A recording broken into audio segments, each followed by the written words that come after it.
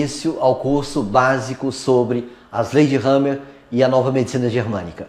É um grande prazer ter a oportunidade de fazer esse percurso com vocês, nesses módulos que trata o curso, e vai ser muito bom para que a gente tenha essa oportunidade de nos aprofundar nesse tema tão maravilhoso. Então, o tema é de nova medicina germânica, embora vejamos ali GNM, de Germanic New Medicine, que é mais conhecida a nível mundial, mas nova medicina germânica é esse termo, claro, que no português nós devemos usar. E o mentor dessa citação, e que na verdade é um grande legado para nós médicos, é esta pessoa de nome Rick Geert Hammer, que tem então uma posição super importante, eu considero, na história da medicina e dentro de um contexto muito adequado ao que é a frase de Dostoiévski, que os inovadores e os gênios têm sido quase sempre considerados tolos no princípio e, às vezes, até o final de suas vidas. E isso aconteceu, de certa forma, com Hammer, pois ele é uma pessoa que veio a falecer em 2017, como há uma citação ali no slide mais posterior, e trouxe num lance bastante rápido, em termos de resumo de alguns dos esquemas que ele trouxe como contribuição, essa visualização do que nós temos como associação de contextos de cadeiras básicas, de disciplinas que nós estudamos e que se correlacionam dentro de um contexto que tornou-se, nesse esquema, um conhecimento bastante aprofundado e ligado justamente aos folhetos embrionários, ou seja, aquela nossa condição inicial em termos do nosso crescimento nos primeiros dias em termos embriológicos. Portanto, os folhetos embriológicos se colocam numa correlação, assim como mostram aqui as cores, diretamente relacionada a toda esta compilação que temos aqui nesse quadro do contexto clínico. Então,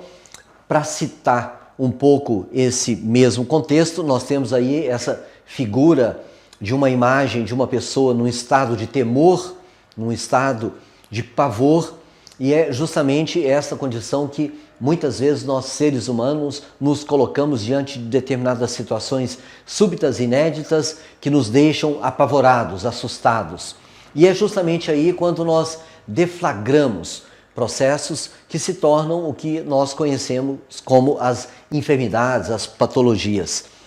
Esta citação é oposta àquela outra de um quadro esquemático como esse, nesse desenho onde pessoas se irmanam, se colocam conjuntamente unidas, e isto traz uma outra perspectiva bem diferente para critérios bem importantes de poder se desencadear um conflito e aqueles em que mesmo que haja um conflito mais intenso, nós possamos então, através dessa condição de estarmos juntos, ter então tirado fora um critério, como eu disse, que é muito importante para o desencadeamento de problemas. Então, esta é uma condição justamente proposta e que se visualiza muito bem nesse estado de relaxamento, que nós vemos aqui esse amigo urso, que certamente está, depois de ter comido, ali descansando sobre aquele tronco, numa condição de total pós-prandial, né, quando nós temos então essa predominância do parasimpático e que nos deixam largados, assim como está ali a figura do urso. E para isso, nós então devemos perguntar, né, qual será o passo seguinte na busca para um entendimento sobre a natureza da vida, né? Eu acredito, essa pessoa que é justamente Linus Pauling, quem cita essa frase que eu estou lendo, eu acredito que esse será a elucidação da natureza do fenômeno eletromagnético envolvido na atividade mental em relação à estrutura molecular do tecido cerebral. Então, Linus Pauling já trazia essa percepção de uma conexão existente entre justamente as nossas percepções do que se passa ao nosso entorno ou dentro de nós mesmos, naturalmente com fenômenos estes ligados por campos eletromagnéticos e que por sua vez, entranham-se no tecido cerebral e nós sabemos muito bem a corrente eletromagnética, a corrente elétrica é, sem dúvida, parte da condição vital que temos, principalmente para transmissão de informações entre neurônios, por exemplo. Então, ele dizia, eu acredito que ambos, o pensamento consciente e o inconsciente e a memória a curto prazo, implicam em fenômenos eletromagnéticos no cérebro interatuando com padrões moleculares materiais. Então, energia e matéria interagindo na memória a longo prazo, obtidos pela herança ou experiência. Portanto, essa citação é aquela que cabe muito bem para o que Hammer notou ser um princípio muito importante através do qual nós possamos então ter contato com aquelas situações antes citadas nessa figura da pessoa em pavor, ou mesmo outras quando desse estado em que o urso está, sempre colhendo informações, transformando-se em experiências que são memórias de curto ou longo prazo. E justamente esse estado de relaxação, de relaxamento, né, provoca uma série de modificações no nível celular, no nível da matéria, e estes importantes para que nós tenhamos uma regulação da própria vida. Ou seja, há uma interferência na fosforilação oxidativa, que gera energia para as células, no catabolismo de proteínas dependentes da ubiquitina, no desdobramento do RNA mensageiro nuclear, nos ribossomas, no metabolismo primário, na regulação negativa desse metabolismo, como um feedback negativo, na regulação da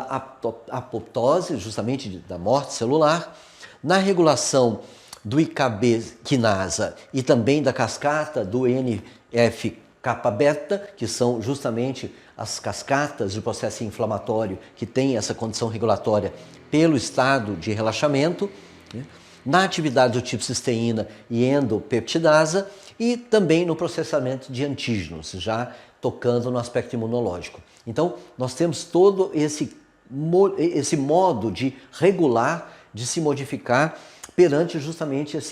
essa transmissão de informações que nos deixam ou no estado, como na figura mostrado, de susto, de pavor, de medo, ou pode também nos deixar numa condição de um relaxamento mais profundo. Isto trazido em 2010, né, pela Clinical Training in Mind Body Medicine no Benson Henry Institute. Aqui nós temos, por outro lado, figuras emblemáticas sempre, só que dessa pessoa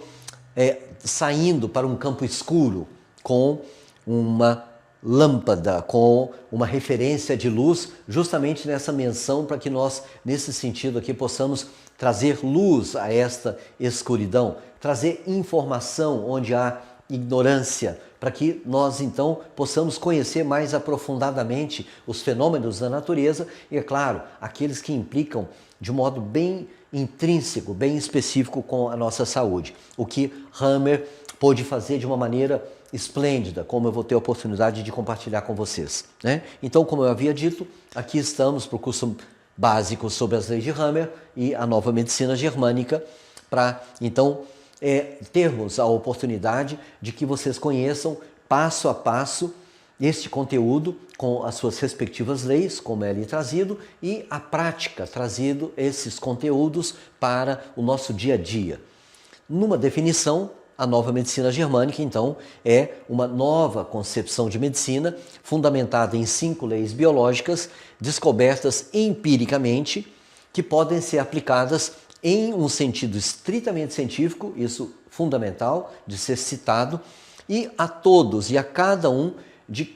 casos de enfermidades no ser humano e mesmo em outros animais, particularmente nos mamíferos, uma vez que nós temos essa característica de evolução embrionária e de ter um organismo como um mamífero. Então, assim como outros mamíferos, nós respondemos a estas leis biológicas na condição humana, mas que nos deixa em estado comum a muitas manifestações em termos de saúde e principalmente naquilo que se denominam as enfermidades e patologias.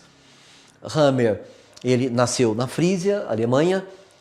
em 1935, veio a falecer há 2 anos, em 2017.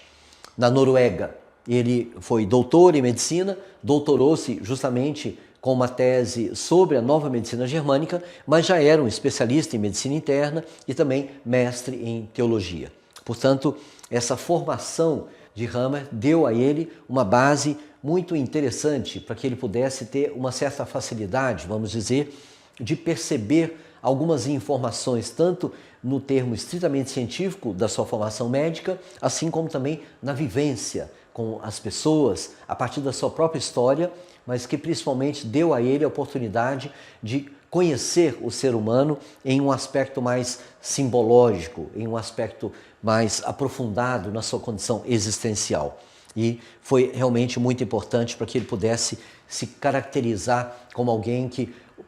oferecesse, né, essa posição de ser um protagonista em desenvolver o conhecimento sobre saúde e medicina de uma forma primorosa. Então aqui nós temos uma outra imagem do nosso colega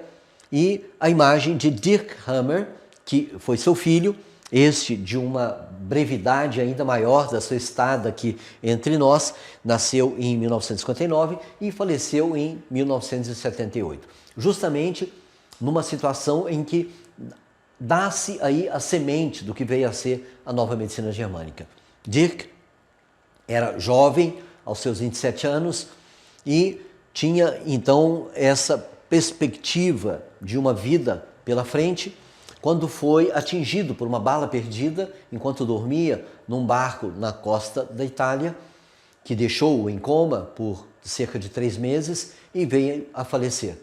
Esta bala perdida, disparada por um príncipe italiano que estava embriagado e que deu a esta condição a característica de tornar-se um problema diplomático, porque afinal Hammer, como catedrático que era, ocupava uma posição já de destaque no seu meio de atuação e naturalmente esta outra pessoa da nobreza italiana, então trouxe essa situação de ser realmente bastante polêmica aquela situação. Houve um estado de sofrimento naturalmente muito intenso, principalmente após a morte do filho,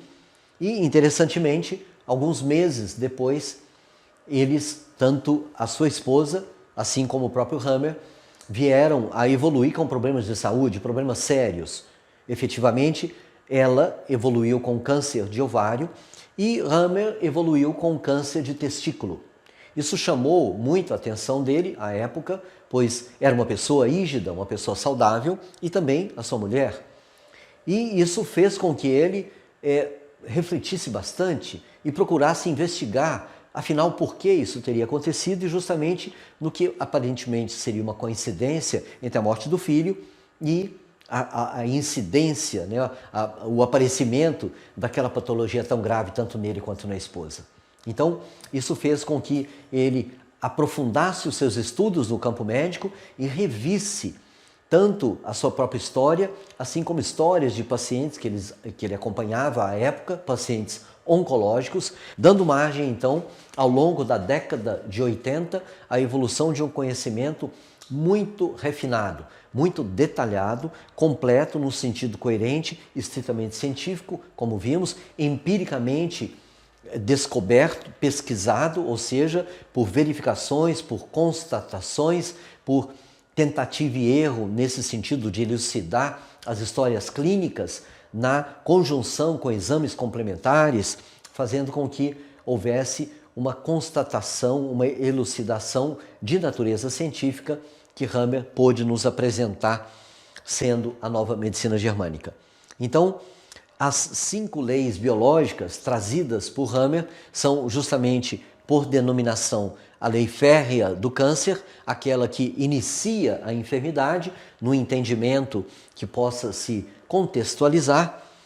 A segunda, justamente a lei das 2 fases de todas as enfermidades, aquela que explica como se comporta as enfermidades, as patologias, o sistema ontogenético dos tumores e enfermidades equivalentes ao câncer, já trazendo como que o corpo se adapta a esta condição, e justamente isso se deu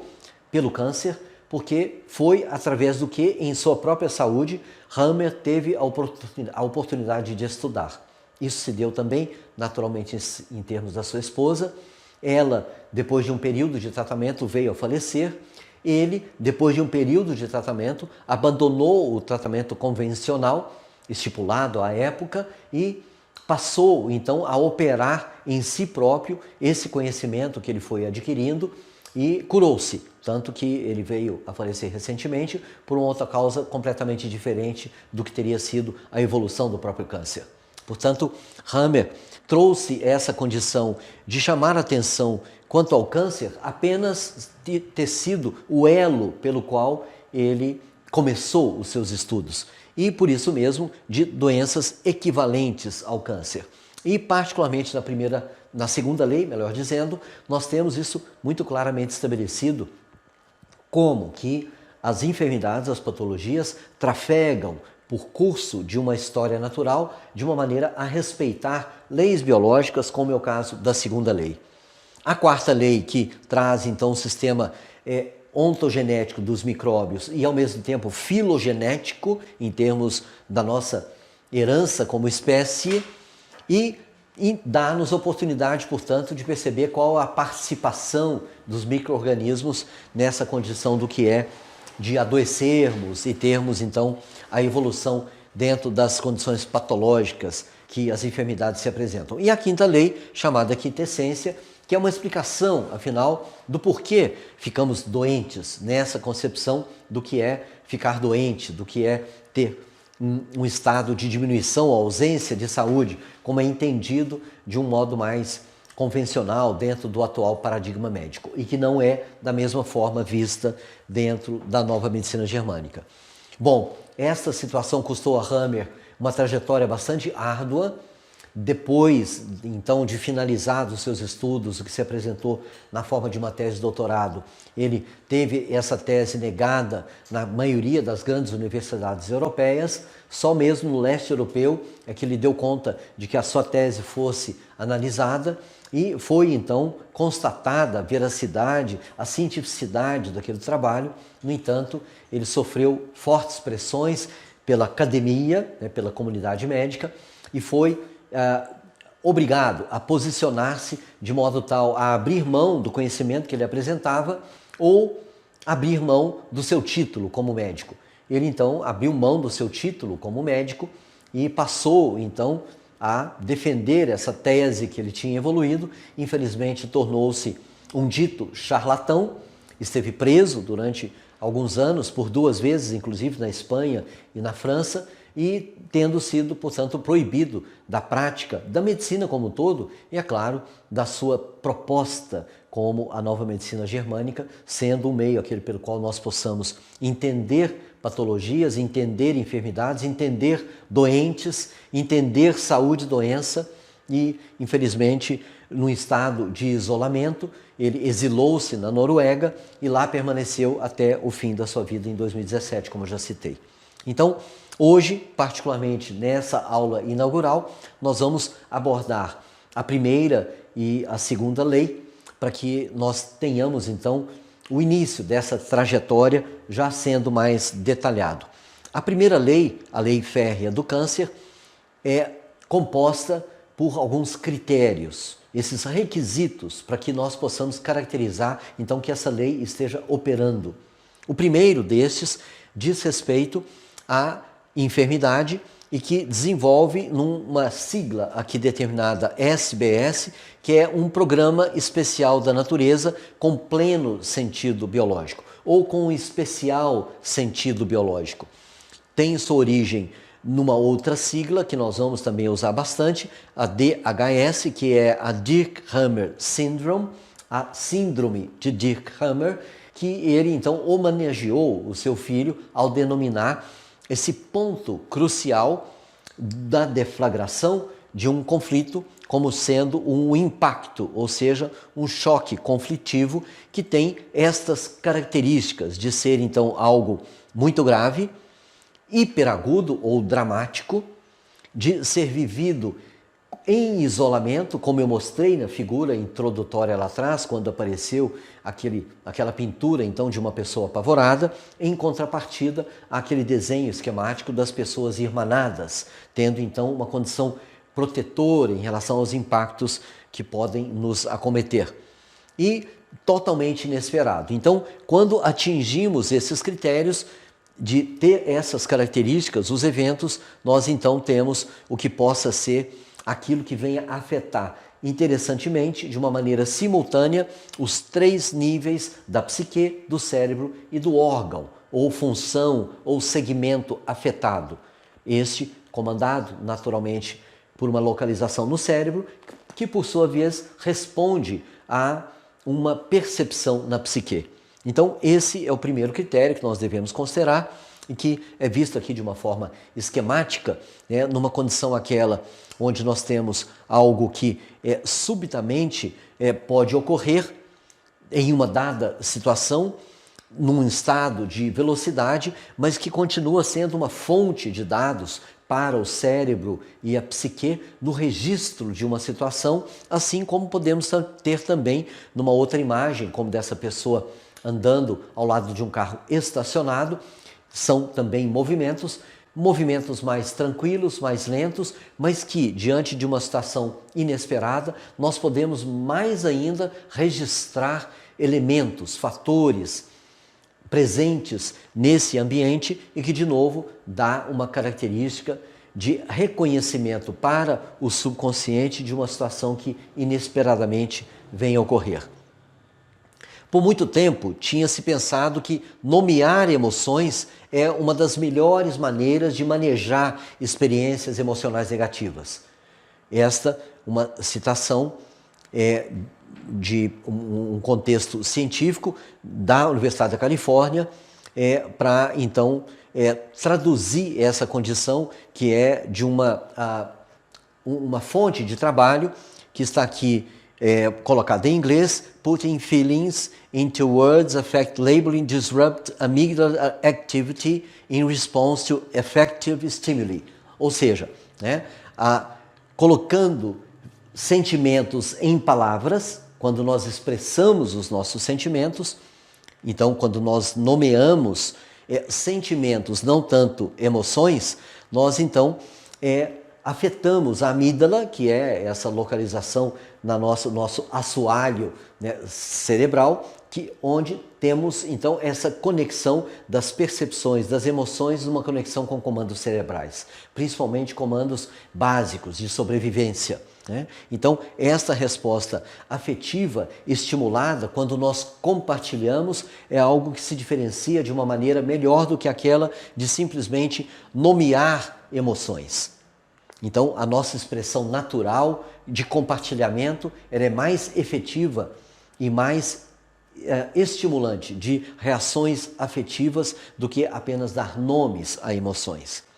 As terapias de conversação têm sido praticadas formalmente por mais de um século e, embora variem em conteúdo e estrutura, estão baseadas comumente no suposto de que falar sobre os próprios sentimentos e problemas é uma forma efetiva de minimizar o impacto dos eventos emocionais negativos que estejam em questão sendo apresentados. Portanto, uma outra citação do mesmo trabalho. Assim, percebemos que se nós temos essa condição de não estarmos isolados em determinados eventos, quando eles acontecem e mesmo ainda depois, nós então podemos nos livrar de situações que podem evoluir num impacto mais efetivo a ponto de desencadear o desenvolvimento de enfermidades e patologias. Mais recentemente, os psicólogos têm descoberto que tão somente escrever em papel para expressar as doenças emocionais já traz benefícios para a saúde mental. Isto de Heminover, em 2003, e também de uma publicação de Pennebaker em 1997. Embora a sabedoria convencional e a evidência científica indiquem que passar emoções de palavras possa atenuar as experiências emocionais negativas, os mecanismos são em grande parte desconhecidos, ainda fruto do mesmo estudo, e que, interessantemente, Hammer dá a oportunidade, se nós analisarmos o enfoque da nova medicina germânica, de expressar claramente como isso se dá e também a importância de sermos ouvintes, de possibilitarmos que as pessoas se expressem, que as pessoas falem a respeito dos seus sofrimentos de um modo a trazer isso espontaneamente, o que é um papel que nós percebemos não ser apenas da figura, né, de um profissional como um psicólogo, uma psicóloga, mas também de nós que nos propomos a sermos aqueles que assistimos aos nossos pacientes. Aqui nós temos uma figura emblemática de sofrimento que está, embora acompanhada de seus filhos, num sofrimento solitário. É a figura de uma mulher durante a Primeira Guerra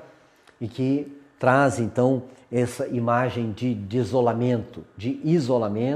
e de estar desolada com o sofrimento numa perspectiva futura muito sombria para ela própria e para os seus filhos. Então, são imagens assim que caracterizam o sofrimento humano de uma maneira muito bem expressa e que pode, sem dúvida, trazer comprometimentos sérios para a saúde daquela pessoa e não apenas no aspecto psicológico, e sim, como foi dito, de um start, vamos assim chamar, né, que deflagra um processo na psique e que simultaneamente atua no cérebro e no órgão ou função correspondente, como eu disse. E o fato é que entre 60% e 90% das visitas aos médicos estão correlacionadas a situações de estresse, que então afeta a interação entre corpo e mente, né? Isto de uma publicação de 1989,